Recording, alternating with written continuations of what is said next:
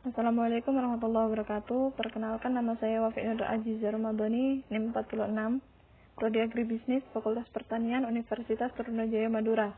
Di sini saya akan menjelaskan tentang analisis conjoin, analisis jalur, dan analisis time series untuk memenuhi tugas mata kuliah metode kuantitatif bisnis 2. Ada 4 poin yang akan saya bahas.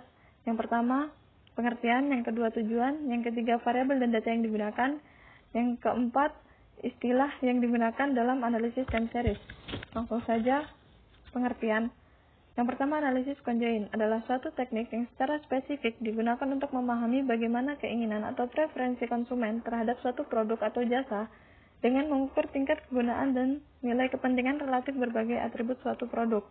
Yang kedua, analisis jalur adalah suatu teknik untuk menganalisis hubungan sebab akibat yang terjadi pada regresi berganda. Jika variabel bebasnya mempengaruhi variabel tergantung, tidak hanya secara langsung tetapi juga secara tidak langsung. Yang ketiga, analisis time series adalah suatu peramalan nilai-nilai masa depan yang didasarkan pada nilai-nilai masa lampau suatu variabel dan atau kesalahan masa lampau. Tujuan analisis. Yang pertama, tujuan analisis conjoin adalah untuk mengetahui bagaimana persepsi seseorang terhadap suatu objek yang terdiri atas satu atau banyak bagian.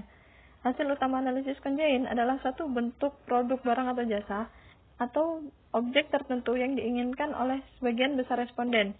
Yang kedua, tujuan analisis jalur adalah menghitung besarnya pengaruh satu variabel, melihat hubungan antar variabel dengan didasarkan pada model a priori, menerangkan mengapa variabel-variabel berkorelasi dengan menggunakan suatu model yang berurutan secara temporer, menggambarkan dan menguji suatu model matematis dengan menggunakan persamaan yang memadai, dan mengidentifikasi jalur penyebab suatu variabel independen exogenous atau lebih terhadap variabel dependent endogenous lainnya. Yang ketiga, tujuan analisis time series adalah menjelaskan mekanisme tertentu, meramalkan suatu nilai di masa depan, dan mengoptimalkan sistem kendal. Variabel dan data. Pada analisis conjoin, variabel yang digunakan yaitu variabel atribut dan variabel level atribut. Sedangkan data yang digunakan yaitu data non-metrik yang berupa data berskala nominal atau ordinal atau kategorial, dan data metrik yang berupa data berskala interval atau rasio. Pada analisis jalur, variabel yang digunakan yaitu variabel intervening, variabel dependent, dan variabel independent. Sedangkan data yang digunakan yaitu data berskala interval. Pada analisis time series, variabel yang digunakan yaitu variabel dependent dan variabel independent. Sedangkan data yang digunakan yaitu data kuantitatif.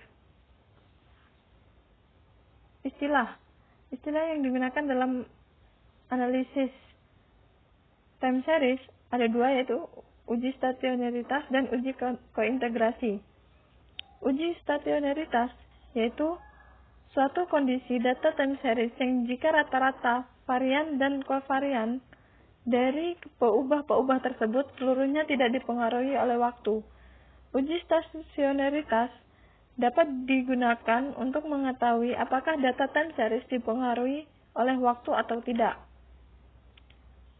Uji kointegrasi merupakan suatu hubungan jangka panjang antara peubah-peubah yang meskipun secara individual tidak stasioner, tetapi kombinasi linear antara peubah tersebut dapat menjadi stasioner.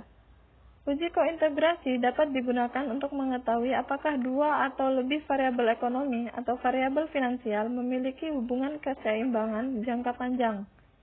Apabila data variabel-variabel telah stasioner, artinya antara variabel tersebut terkointegrasi atau memiliki hubungan jangka panjang. Ya, mungkin itu saja yang bisa dapat saya sampaikan. Kurang lebihnya saya mohon maaf. Wassalamualaikum warahmatullahi wabarakatuh.